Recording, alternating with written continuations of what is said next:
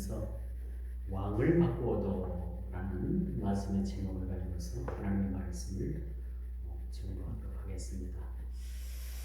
우리 한 국가나 한 개인이나 모든 면에서 그 흥망성쇠는 하나님의 손에 달려있음을 우리가 인정하는 거죠. 인간의 과학이 이제 달러를 넘어서서 화성 탐사를 그렇게 진행 중에 있다고 합니다. 그러나 우리가 분명한 것은 이 인간의 힘이 화성까지 미친다고 하더라도 여전히 창조주 하나님을 우리가 기억하고 창조주 하나님이 진정 우리 인생과 더불어서 온 우주 만물의 주인이심을 인정하게 되는 것이죠. 자, 이스라엘의 부군은 하나님께 달려있다라고 해도 과언이 아닙니다. 우리 인생도 마찬가지. 우리가 고달프고 또 하찮은 우리 인생의 일지라도 그 인생에 생명을 주관하시는 분은 하나님이십니다. 요즘 사람들이 만나면 화제가 뭡니까? 관심사가 뭡니까? 뭘 먹었더니 건강해졌더라. 무슨 약을 먹었더니 병이 났더라. 그렇죠? 또 온통 많은 사람들은 건강에 많은 관심들을 가지고 있습니다. 이게 나쁘다는 것이 아니라 좋은 일이죠. 우리가 건강을 위해서 우리가 좋은 음식 먹고 또 규칙적인 생활하고 적당한 운동도 하고, 그렇죠? 마음의 근심을 다 털어버리고 그런 삶이 사실은 건전한 삶이라고 할 수가 있겠죠. 그러나 분명한 것은 우리 인생이 강건하면 70이요 80이라도 그 생명을 주관하시는 분은 하나님이시다. 그래서 마치 이스라엘의 부군이 하나님께 달려있듯이 우리 인생의 삶도 하나님께 달려있다라고도 그게 말씀드릴 수가 있는 거죠. 그런데 우리 인생들은 자꾸 우리 인생의 해답을 어디서 찾으려고 합니까? 우리 인생의 해답을 주님께 찾으려고 하는데, 이 많은 사람들은 우리 인생의 해답을 주님께 찾으려고 하는 것이 아니라 다른 곳에서 찾으려고 하는 거죠. 그러나 우리 모든 인생의 해답은 주님께 달려 있습니다. 주님께서 우리 인생의 키를 잡고 계시는 거죠. 그런데 우리 인생은 자꾸 어디로 갑니까? 우리 인생의 해답을 자꾸 주님께 찾는 것이 아니라 세상적인 것에서 우리 해답을 찾으려고 하는 일들이 너무나도 많이 있다는 거죠. 우리가 길을 가다가도 어떤 놀랄 일을 만나면 아이고 어머니, 아이고 아버지 그런 얘기를 하죠. 그 어머니 대상, 그 부르짖는 대상의 어머니, 아버지 누굴 말합니까? 육적인 어머니, 아버지를 말하는 거라고 말씀드릴 수가 있겠죠. 여러분, 그리스도인들은 어떤 일을 만나도 그 인생의 해답을 우리 어떤 세상적인 그러한 것에서 우리가 찾는 것이 아니라 주님께 찾는 것이 매우 중요하다라고 그렇게 말씀드릴 수가 있겠죠. 그런데 우리 인생의 문제 해답을 자꾸 어디로 찾으려고 하느냐? 다른 곳에서 찾으려고 해요. 주님께 있음에도 불구하고 자꾸 다른 곳에서 찾으려고 하니까 우리 인생이 그 인생의 해답을 찾는 것이 아니라 점점 꼬여지는 인생을 사는 사람들이 많이 있음을 우리가 보게 되는 거예요. 그러므로 여러분 청개구리 알죠? 청개구리가 또 어머니 청개구리가 그 부모 청개구리가 볼 때 그 아들 청개구리가 자꾸 거꾸로만 나가. 이거 하러 가면 저거 하고 어디든 갔다 오라면 가지도 않고 또 어떤 삶을 이렇게 살아야 한다고 하면 자꾸 거꾸로 나가는 이 청개구리. 근데 이 청개구리가 사실은 죽어서야 그 어머니의 뜻을 알게 된 거야. 그래서 이제 그 청개구리 어머니가 이 아들 청개구리가 자꾸 거꾸로 나가니까 얘야 내가 죽거들랑 저 높은 산에다가 묻어다오 하면 이 아들 청개구리가 반드시 거꾸로 우물가에 갔다가 냇가에 갔다가 무덤을 쓸까봐 거꾸로 말을 해줬는데 이 아들 청개구리가 나중에 어머니의 뜻을 깨닫고서 진짜 어머니 말대로 냇가에 어머니 무덤을 만들어 드렸대요. 그러니까 비가 많이 오면 그 냇가에 물이 차고 그 냇가에 청개구리 어머니의 무덤을 쓴 무덤이 떠내려갈까 봐 비가 오기 시작하면 청개구리가 개굴 운다라는 저나 여러분이나 너무나도 잘 아는 그러한 동화 이야기 속을 너무 잘 알고 있을 겁니다. 이처럼 우리는 청개구리 같은 마음들이라는 거예요. 하나님께서 이렇게 하라라면 이렇게 하지 않냐고 반드시 반대로 나가든가 하나님의 뜻을 거역한다든가 아예 주님의 하나님의 명령을 어기고 어긋난 길을 간다는 것이 바로 우리 인간이라는 사실을 우리가 보입니다. 그래서 이 청개구리 어머니 유언은 우리가 살아가면서의 많은 그런 교훈을 주는 이야기이기도 하죠. 그렇죠? 누구나 다 잘 아는 사실.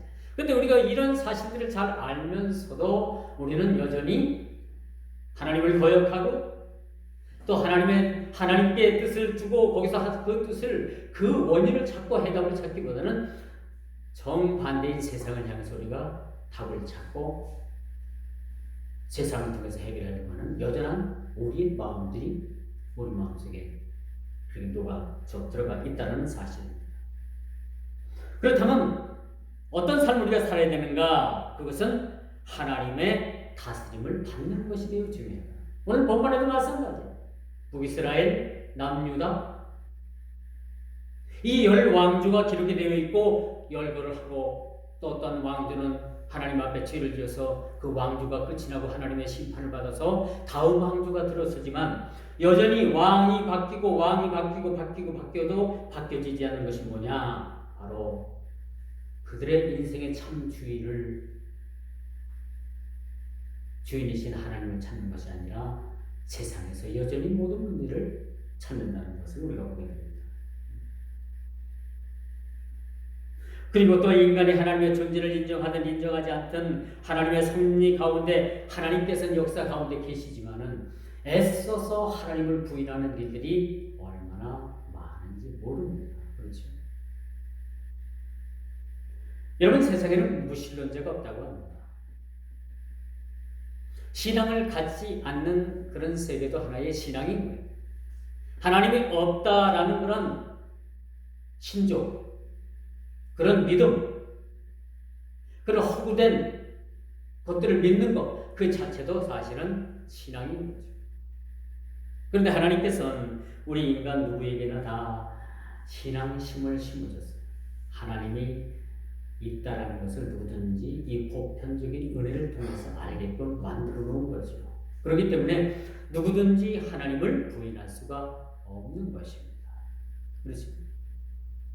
근데 많은 사람들은 애써서 하나님을 부정합니다. 그러나 하나님께서는 하나님 자신을 부정하지 못하도록 우리 인간 내부주의에 그렇게 구조상 만들어 놓으셨던 거죠. 그리고 우리의 모든 마음에 하나님을 심어 놓으신 거죠.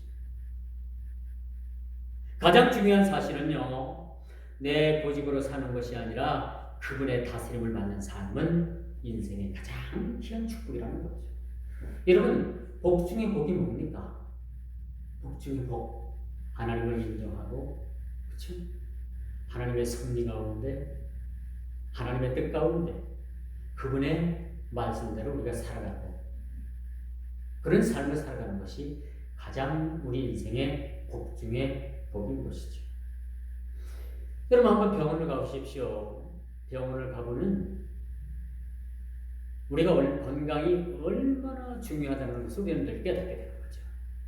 병원에 가면요, 병원 문턱까지 사람들이, 그 환자들이 아주 넘쳐납니다. 어느 병원을 막론하고 동네 병의원을 가보더라도 여러분, 사람들이, 그 환자들이 너무너무 많아요.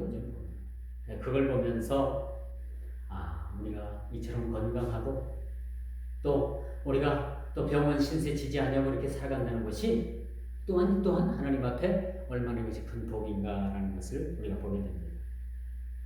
오늘 우리가 하루 사는 이 인생이 뭐 뜻 있고 여러분들 열심히 살고 또 시간이 모자르고 그런 삶을 살았겠지만 어떤 또 이렇게 한량 같은 인생을 산 사람들, 이 하루가, 이 시간들이 어제 죽어가면서 그토록 하루를 더 살고 싶어 했던 그 사람들의 하루가 바로 오늘 하루라는 사실을 여러분 알고 계십니까? 우리는 그냥 하루를 보통 그냥 하루를 그냥 보편적인 하루를 우리가 보냈지만은 어제 그토록 우리가 오늘 하루를 더 살고 싶다라는 소망을 가지고서 하나님 오늘 하루 하루만이라도 더 살고 싶다는 그런 소망을 가졌던, 그리고 그 하루를 살지 못하고 어제 그렇게 생명을 다하고 절규하면서 이 땅을 떠났던 그 많은 사람들의 바람이었던 이 하루가, 우리는 보통으로 지냈을지도 모르는 이 하루가 그들에게는 절박한 하루였고 소망의 하루였고 딱 하루만이라도라는 그런 단정을 짓는 그런 시간들이었다는 사실들을 우리가 안다면, 우리에게 주어진 시간들을 우리는 참으로 헛되이 보낼 수 없다는 것을 너무나도 잘 알게 되는 겁니다.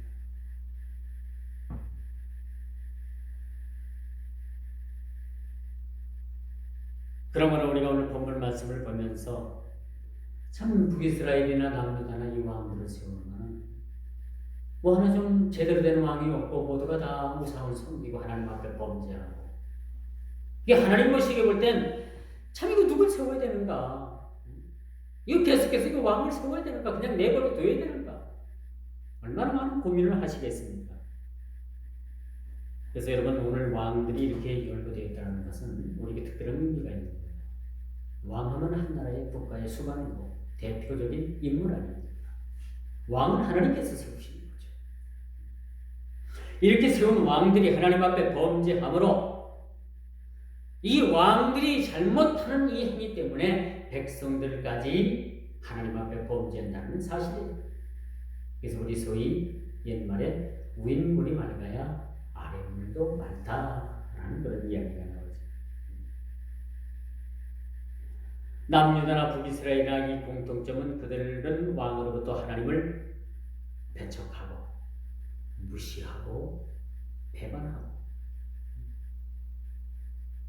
이렇게 하나님을 막대히 업수히 대했다는 사실이 오늘 본문을 통해서 그렇게 드러나게 되는 거죠.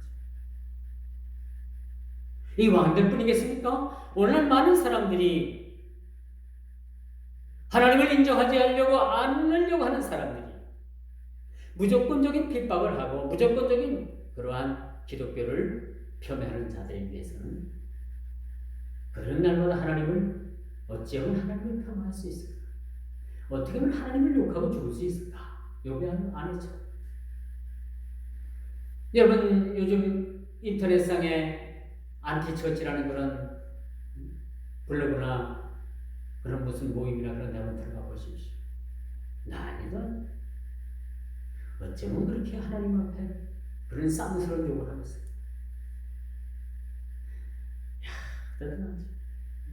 이렇게 배척하는 일들이 요즘 뭐 한두 군데가 아니에요. 이런 사이트가 뭐 수십 개, 수백 개 됩니다. 요즘 코로나로 인해서 교회가 큰 어려움을 겪고 있죠. 이제 교회도 고위험군 교회에다가 교회를 분리하겠다라고까지 얘기하고 이 예배를 통제하겠다라고 다시 그런 이야기가 나옵니다. 참 불행합니다. 요즘 어떤 풍주가 교회 안에 들어왔는가 하면요, 이렇게 이제 코로나로 인해 가지고 가정 예배를 드리고 또 코로나로 인해 가지고 이제 뭐 인터넷에서 영상 예배를 드리니까 많은 사람들이 그런 생각을 하는 거예요.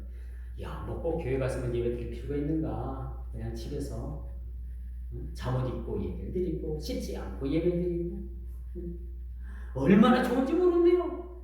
거기에 젖어든 사람들이 실질하는 고백입니다. 이게 무서운 겁니다. 습관 이런 것들이 무서워.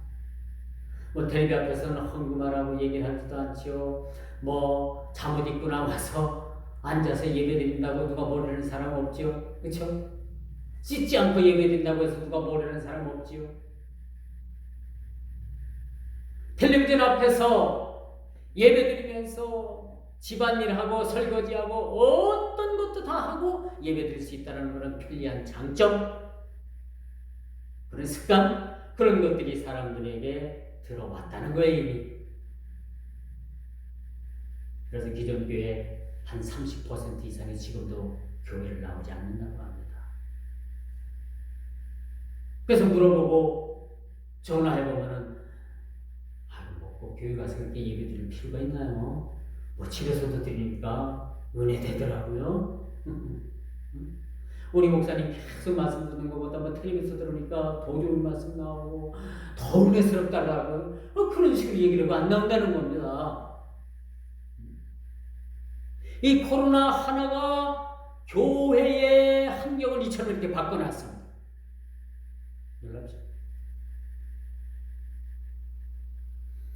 그렇지만 여러분, 이렇게 교회가 어려움을 당하고 위기에 처할 때마다 이럴 때일수록 우리 교회들은 깨어있어 시대를 이뤄내려가고, 이것이 마지막 때에 징조라는 사실, 이젠 전초전이라는 사실들을 우리가 익히 알아야 된다는 사실도 우리들에게 여전히 깨닫게 하시는 말씀이라고 볼 수가 있겠죠.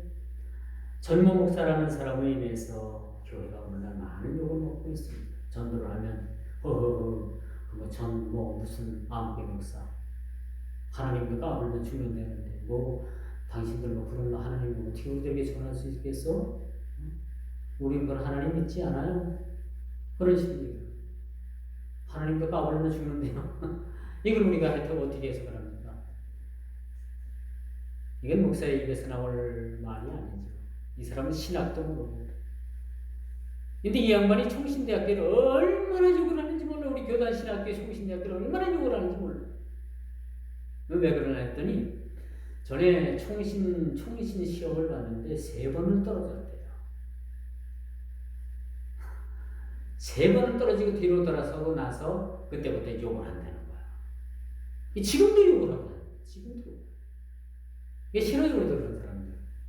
아니 3번 떨어져서 왜 떨어졌나 분석을 해서 다음 4번째는 공부도 좀 열심히 하고 자격도 갖춰서 시험을 보면 뭐 그래도 어떻게 합니까? 붙여줄지도 않아요.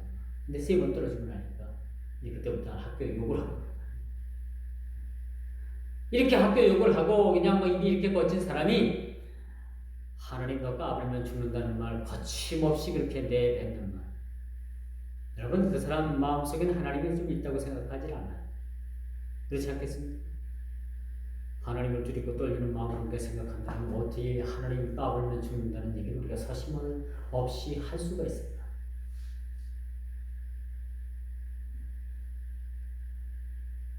이런 문제는 여러분 이런 한 사람에 끝나지 않는다는 거예요.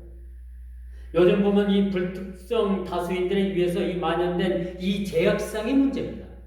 이 죄악이라는 것이 이 누룩처럼 퍼져가지고 이 한 사람으로 끝나는 것이 아니라 많은 사람들에게 이것이 만연되어 있고 오늘날 교회가 엄청난 그런 소용돌이 속으로 그렇게 빠져들어가는 모습을 우리는 보게 되는 것이죠. 사람들이 죄를 지어도 죄를 죄로 여기지 않아요. 이것쯤이야. 전에도 이런 거 했는데 하나님께서 이렇군 저렇군 아무 간섭도 없어. 지금 없었어. 지금도 간섭이 없어. 그 죄를 담대하게 짓는 겁니다. 일제 사람들의 마음은요, 이 죄에 대한 담력이 점점 커져요. 바른 도둑이 소도둑 된다고. 남의 외양간에 매여 있는 소를 끌어다 팔아먹어도 하나의 어떤 신앙의 양식의 가치를 느끼지 않는. 예전에는 시골에서 소를 잊어먹으면 동네가 난리가 나죠. 사람들을 풀어갖고 막 여기저기 사방팔방 전부 다 길이라는 다 걸어가지고 막 그냥 가보지만 잊어먹은 소를 찾는 경우는 너무 많지 않아요.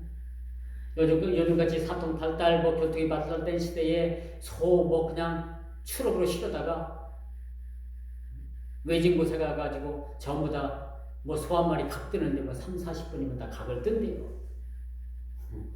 그런 시대에 살고 있는데 어떻게 뭐 잃어버린 물건을 찾겠습니까? 그러니까 사람들의 마음은 점점 죄를 향해서 담대해지는 거예요. 담대해지는 거예요. 그런 시대 속에 살고 있다는 거죠. 죄에 대한 무감각, 이런 무감각증에 빠져 있는 것이 문제라는 것입니다. 이것이 우리 모든 삶의 총체적인 난국이라고 우리가 볼 수가 있겠죠. 교회든 사회든 우리 한 개인이든 총체적인 이런 죄악의 난국에 우리가 빠져 있다는 사실도 우리가 보게 됩니다. 이러한 총체적인 죄의 난국을 어떻게 우리가 타파할 것인가? 여전히 이것이 우리 그리스도인들의 몫이라고 우리가 볼 수가 있겠죠. 이런 사실들을 우리가 직시하고 모든 죄에서 떠나가고 우리가 죄를 뒤집어 쓰고 우리가 하나님 앞에 회개하는 길로 나가지 않는 여전히 오늘날 교회를 비롯한 모든 이 지구는 희망이 여러분 없어질 수밖에 없다는 거죠. 우리 주님은 말씀하십니다. 너희는 왕같은 제사장이라고 했어요. 거룩한 나라라고 말씀하셨어요.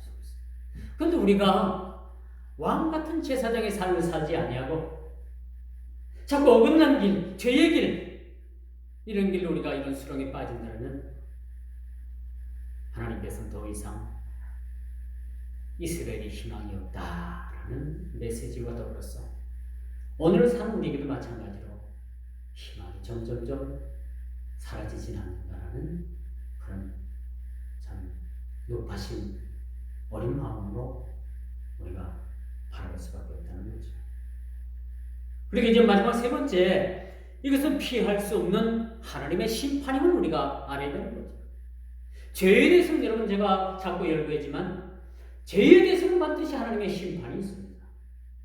죄의 문제, 이것이 우리가 회개로서 이것이 정화되어지지 않고 해결되지 않으면 언젠간 하나님의 심판은 혹독하리만큼 그 죄의 대가를 치를 수밖에 없습니다. 마치 오늘 본문처럼 북이스라엘을 향한 하나님의 심판은 마치 영화의 예고편과 같은 것이죠. 여기 드라마들을 좋아하는 우리 성도님들 계십니까? 드라마. 어떤 드라마를 보든 그 드라마가 이제 끝나고 다음 예고편이 나오잖아요. 그렇죠? 그 드라마 한 편을 멋있게 보고 나서 기다리는 게 뭐예요? 다음엔 어떻게 일이 진행될 것인가? 어떻게 사건이 전개될 것인가에 대한 예고편을 상당히 기다리게 되는 거예요.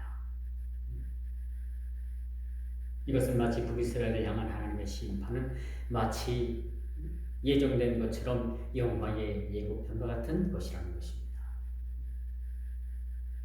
그 죄의 달콤함. 그렇지만 그 죄의 달콤한 만큼이나 하나님께서 그 죄에 대해서는 심판하실 때는 엄청난 고통으로 그 죄에 대한 대가를 물어오실 것이라는 사실들을 우리가 알아야 합니다. 그럼에도 불구하고 마치 남유다나 이 북이스라엘 왕들, 이 열조들은 하나님 앞에 참 죄 짓는 일에 경쟁이라도 하듯이 그들이 하나님 앞에 범죄에 빠졌다는 사실들을 우리가 알아야 합니다. 여기서 저 그런 생각을 해요. 참 하나님께서 이렇게 남북의 왕들을 이렇게 죄를 지면 심판하시고 그 다음 왕을 세우고 또 그 다른 왕을 세우고 자꾸 왕을 바꿔보시지만 하나님은 다 알고 계시지만 그래도 하나님께서 이렇게 바꿔보면은 좀 깨달음이 있을까? 저들이 죄에서 돌이킬 수 있을까? 그 여전히 그것이 하나님의 바람이라는 겁니다. 안 되는 줄 알면서 하나님께서는 우리 그 인간을 향해서 그런 방법을 요구하실 뿐만 아니라 그렇게 행하시고 계신다는 거예요. 근데 결과는 어떻습니까? 여전히 바뀌지 않는다.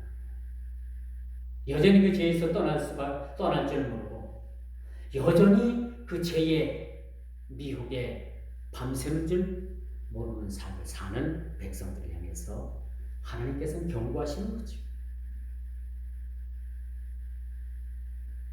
하나님께서는 혹시나 하는 마음으로 왕조의 정화 작업을 통해 왕조를 바꿔보고 이러저런 방법을 써보지만 여전히 우리 인간들은 그 죄에 있어 될 줄 모르고 여전히 하나님의 섭리와 하나님의 뜻에서 그들이 벗어난 삶을 산다는 것이 오늘 본문이 주어지는 우리에게 주는 그런 메시지라고 볼 수가 있습니다.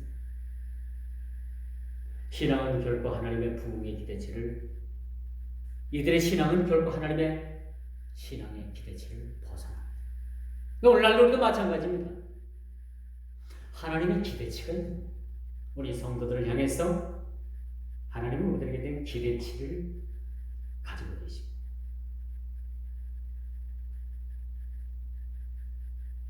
계속되는 이스라엘의 왕도의 특징은 반란과 배신을 거듭하게 되는데 이게 하나님의 심판입니다. 서로 물고 물리고 배신하고 이런 일들이 거듭되면서 나라가 혼란 지경에 빠지게 하는 거죠. 여러분, 쿠데타는요 선진국에서는 절대 일어날 수 없는 사건이에요. 개발도상국에서 못 사는 나라에서 자주 쿠데타가 일어나요. 여러분, 선진국 G7이나 G10이나 그런 나라에서 여러분 쿠데타 일어났다는 소리 있어요? 없잖아요. 미국에서 쿠데타 일어났다는 소리 있어요? 없잖아요. 쿠데타는 못 사는 나라, 개발도상국에서 일어나요. 우리가 여태까지 5.16 혁명이라고 우리는 학교 다니면서 이렇게 배웠잖아요. 그렇죠? 5.16 군사혁명이라고 배웠는데 요즘 이제 정권이 바뀌면서 5.16 혁명이 아니라 쿠데타라고 얘기해요. 그렇죠? 이제 모든 날 역사가 다시 평가를 하겠지만 우선 이 정권은 쿠데타라고 그렇게 정의를 내요. 이렇게 열 왕조 가운데 배신하고 거듭되는 이 쿠데타 속에서도 그들은 깨달을지 모르는 거예요. 하나님의 심판인 것도 그들 자체적으로 깨닫지도 못하는 거예요. 우리 인생에 가장 미련한 것은 뭐냐면요, 삶의 지혜가 부족한 것이 미련한 것이 아니라 하나님의 섭리와 뜻을 우리가 제대로 읽어내지 못하는 것이 미련한 겁니다, 사실. 그렇지 않겠어요? 하나님의 뜻을 우리가 읽어낸다는 거. 우리가 신문을 읽으면 그 신문에서 얻어낼 수 있는 게 뭐예요? 어떤 것들이 있습니다. 그 기자의 눈으로 쓴 이 모든 기록들을 우리가 살펴보면서 이런 A라는 사건이 일어났는데 이것은 A라는 사건을 이 B라는 기자가 어떤 시각으로 이걸 바라보고 이것을 기사화했는가? 과연 내가 이 사건의 기자라면 나는 어떻게 이 사건을 기사화할 수 있을까? 이것이 오늘 우리가 성경을 읽는 우리들의 몫이라는 거예요. 어떻게 하면 이제 그들과 우리들은 죄로부터 회복될 수 있는가? 죄로부터의 그런 죄를 단절할 수 있는 그런 삶을 살아갈 수 있는가라는 것을 우리가 심사숙고하게 고민해봐야 된다는 거예요. 그렇지 않겠어요? 오늘이 오늘이고 내일이 내일이고 어제같이 살고 그제같이 살고 어제 실패한 그 삶은 오늘 되풀이해서 살고 내일 그렇게 되풀이해서 살면 뭐가 우리에게 희망이겠습니까? 그렇지 않겠습니까? 그러므로 우리는 가하지만 우상의 제약에서 떠나야 합니다. 이런 제약에서 우리가 떠나 살 수 있는 것이 정답이고 살 길입니다. 죄의 현장에서 돌이키고 하나님께 돌아가야 된다는 것이 오늘 본문 기자회가 우리들에게 주는 그런 메시지라고 우리가 말씀드릴 수가 있겠죠. 열 왕조의 제약을 열거하는 것이 오늘 본문이 주어지는 그런 본문이 의도하는 의미는 아니죠. 더 넘어서서 너희는 왕같은 제사장이요 거룩한 백성이요 하나님의 나라라고 말씀해 주신 그런 우리 존재들이 어떻게 우리가 죄에서 떠난 삶, 어떻게 우리가 하나님께서 바라고 계시는 그 바람에 따라서 하나님의 기대치에 순응하면서 사는 삶을 살아갈까? 우리 인간의 냄새를 풍기는 것이 아니라 어떻게 하면 그리스도인으로서 우리 그리스도의 향기를 발할 수 있는 그런 믿음의 삶을 살아갈까? 이런 고민이 우리에게 있어야 되는 거예요, 사실은. 목사면 다 목사입니까? 성도면 다 성도입니까? 아니라고 봅니다.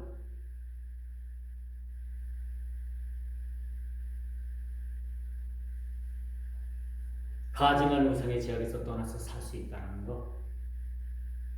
이런 죄의 단절이 우리에게 힘들고 어렵지만은 하나님께서는 이런 결단과 이런 각오와 이런 새 삶을 우리들에게 요구하고 계십니다.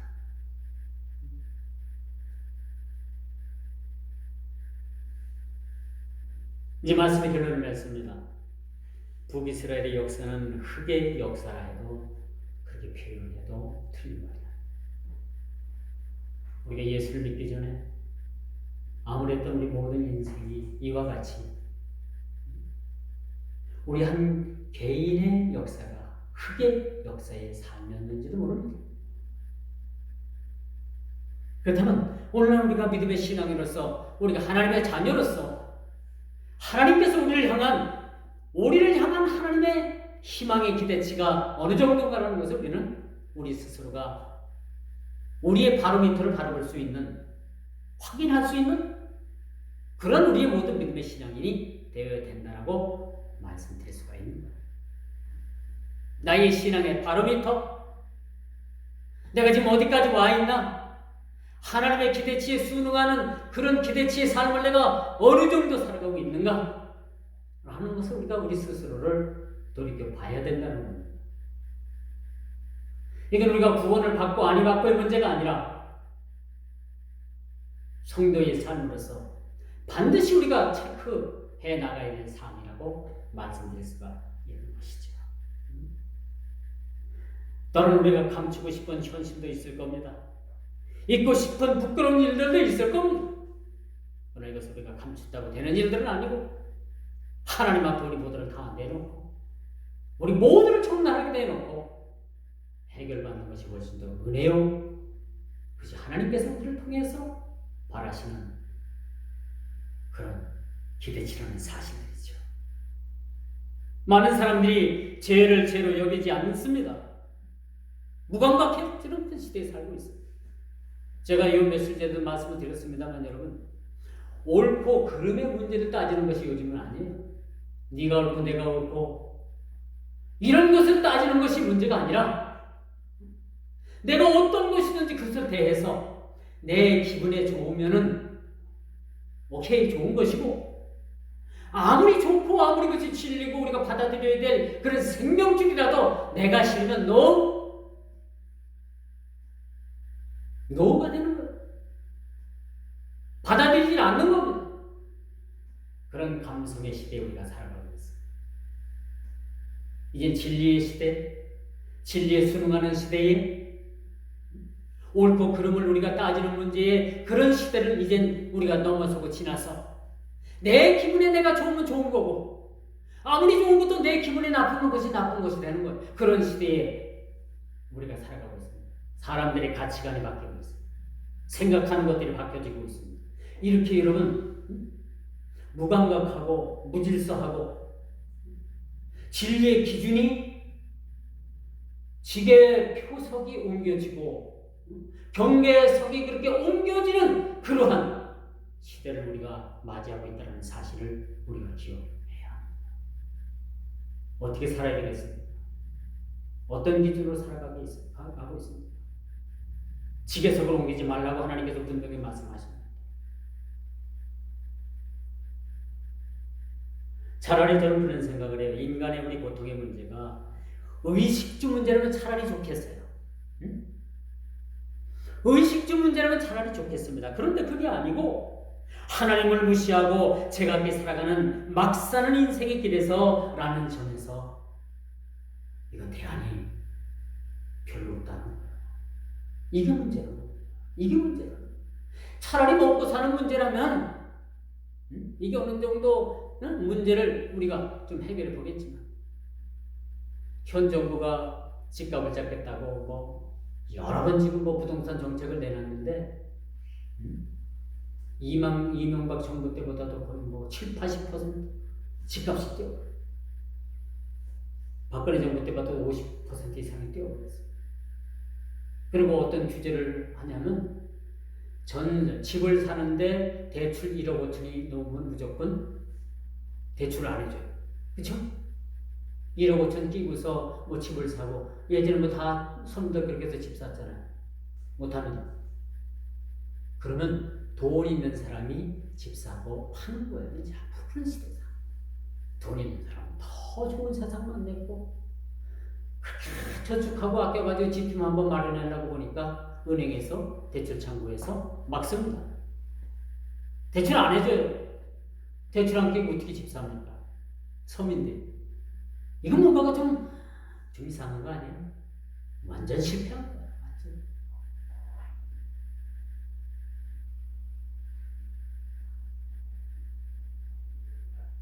그렇더라도 우리 의식주 문제라면 어느 정도 이것도 우리가 감안하고 살아보겠는데, 이 죄의 문제는 그렇지 않다는 거예요. 하나님과의 관계에서는 그렇지 않다는 겁니다. 그렇죠? 하나님을 무시하고 죄같게 살아가는 이 막된 인생의 길에서 라는 점에서 우리가 염려하고 우리가 고통을 느끼게 되는 거죠. 사람들은 아무리 회복을 부르짖고 개혁을 외치지만 여전히 내 안에 있는 죄의 견고한 힘이 무너지기 전까지는 아무리 회복을 외치고 부르짖고 개혁을 외치지만 회복과 개혁이 이루어지지 않는다는 것입니다.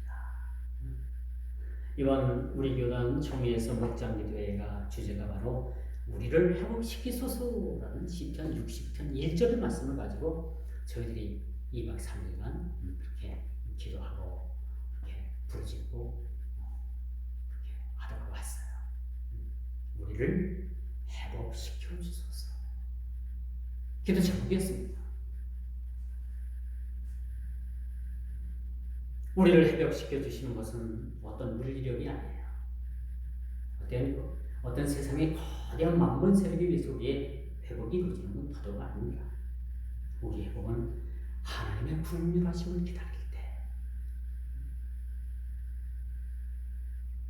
그 회복의 때가 오지 않겠는가 라는